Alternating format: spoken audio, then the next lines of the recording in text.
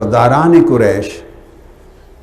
جنہوں نے پورے کعبۃ اللہ کی مجاورت سنبھالی ہوئی تھی، کسی کے کنٹرول میں کعبہ کی عمارتیں تھیں، کسی کے کنٹرول میں حاجیوں کو پانی پلانا، کسی کے کنٹرول میں حاجیوں زائرین کو ٹھہرانا، تو 4-5 مختلف قسموں کے کام بانٹے ہوئے تھے۔ تو یہ کعبۃ اللہ کی مجاورت تھی،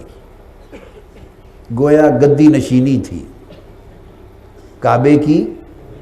گدی نشینی تھی۔ اللہ رب العزت نے فرمایا، یہ سورہ توبہ ہے، آیت نمبر 19 سے 22 تک، بڑی لطیف راز کی بات ہے۔ فرمایا اجعلتم سقایۃ الحاج و عمارۃ المسجد الحرام کمن آمن باللہ والیوم الآخر وجاہد فی سبیل اللہ لا یستوون عند اللہ واللہ لا یہدی القوم الظالمین۔ فرمایا کہ لوگو کتنا ظلم ہے، کیا تم یہ حاجیوں کو پانی پلانے والے اور پانی پلانا اور کعبۃ اللہ کی مسجد کی مجاورت کرنا اور اس کی دیکھ بھال کرنا، یعنی کعبے کی گدی نشینی، یہ قریش میں نسلاً بعد نسلاً چلی آ رہی تھی۔ دور جاہلیت میں بعثت محمدی صلی اللہ علیہ وسلم سے بھی پہلے سے ہمیشہ چلی آ رہی تھی، یعنی یہ کعبے کی گدی نشینی، مجاورت، اس کے نظام انتظام و انصرام کو سنبھالنا، اس کی چابی کو سنبھالنا، اس کے تمام بندوبست کو سنبھالنا، کیا تم نے اس عمل کو اور اس منصب کو ان لوگوں کے برابر سمجھ لیا ہے جو سچے دل سے اللہ پہ ایمان لائے اور آخرت پر ایمان لائے، اور ایمان ایسا لائے کہ خدا کی راہ میں پھر جان و مال انہوں نے لٹا دیے؟ کہ اللہ پر سچے دل سے ایمان لانے والے، آخرت پر ایمان لانے والے اور خدا کی محبت میں جہاد کر کے جان و مال سب کچھ لٹا دینے والے، اور ادھر اس کعبے کی گدی سنبھالنے والے، کیا یہ دونوں برابر تصور کر لیے جائیں؟ فرمایا نہیں، لا یستوون عند اللہ، تم جو چاہو سمجھتے پھرو، خدا کی نگاہ میں یہ برابر نہیں ہو سکتے، خدا کی نگاہ میں یہ برابر نہیں ہو سکتے۔ تو اللہ رب العزت نے تو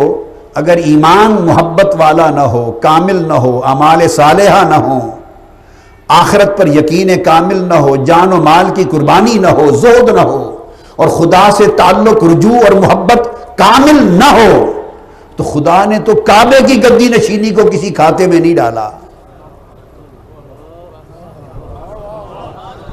اگر ایمان کامل نہ ہو، اعمال صالحہ نہ ہو، اللہ کی رضا مطلوب نہ ہو، آخرت پر یقین کامل نہ ہو، اور خدا سے تعلق اپنے عمل ظاہر اور باطن کے ساتھ مضبوط نہ ہو، مبنی بر محبت اور زہد اور ورع اور تقوی، اگر یہ میراث اور دولت پاس نہ ہو، تو رب نے تو کعبے کی گدی نشینی کو بھی اس کے مقابلے میں کچھ نہیں سمجھا۔ تو ہم تو بقایا گدی نشینیوں پر ہی ناز کرتے رہتے ہیں اور گھمنڈ کرتے رہتے ہیں، میں گدی نشین ہوں، میں گدی نشین ہوں، سارے ہی گدی نشین ہیں۔ خدا نے کہا یہ میرے گھر کے گدی نشین، کیا یہ برابر ہو گئے ان لوگوں کے جنہوں نے مجھ سے ایمان کے سودے کر لیے، جنہوں نے اپنی پوری زندگیاں میرے حکم اور طاعت میں بسر کر دی، اور جن کے یقین آخرت پر قائم ہو گئے کہ ان میں متزلزل وہ نہیں ہوتے، اور جنہوں نے مال و جان سب کچھ میری رضا پہ لٹا دیا۔ پھر فرمایا یہ کہہ کر لا یستوون عند اللہ، اللہ کی نگاہ میں کبھی یہ برابر نہیں ہو سکتے۔ پوچھتے تو باری تعالیٰ آپ نے اتنا تو فرمایا یہ دونوں برابر نہیں ہو سکتے، تو افضل کون ہے حقیقت میں، تو کس کو چاہتا ہے؟ اگلی آیت میں فرمایا الذین آمنوا وہاجروا وجاہدوا فی سبیل اللہ باموالہم وانفسہم اعظم درجۃ عند اللہ وَأُولَٰئِكَ هُمُ الْفَائِزُونَ۔ فرمایا پوچھنے کی کیا بات ہے، وہ جو ایمان لائے اور جنہوں نے ہجرت کی، گھر بار چھوڑ دیے میری خاطر، یہ مضمون محبت ہے۔ اگر محبت نہ ہو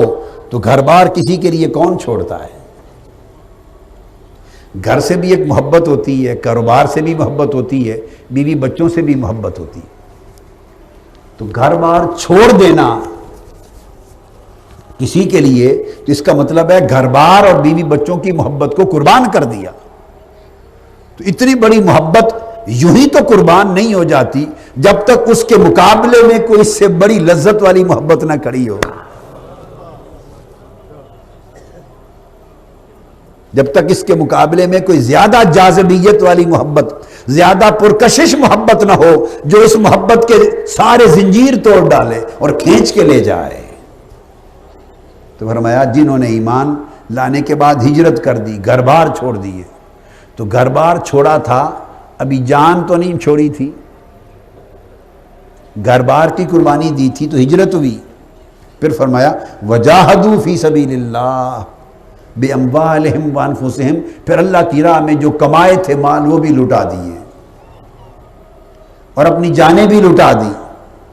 فرمایا تو جن لوگوں کا تعلق میرے ساتھ ایسا ہے وہ اعظم درجۃ عند اللہ، اللہ کی بارگاہ میں ان کے درجے بڑے بلند ہیں اور وہی کامیاب و کامران ہیں۔ ان کے لیے پھر اللہ پاک نے فرمایا ان کو خوشخبریاں دیتا ہے، ان کا رب اپنی طرف سے خاص رحمت کی خوشخبری دیتا ہے اور اپنی خاص رضا کی خوشخبری دیتا ہے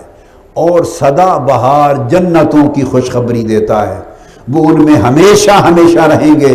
اور ان جنتوں اور نعمتوں کے علاوہ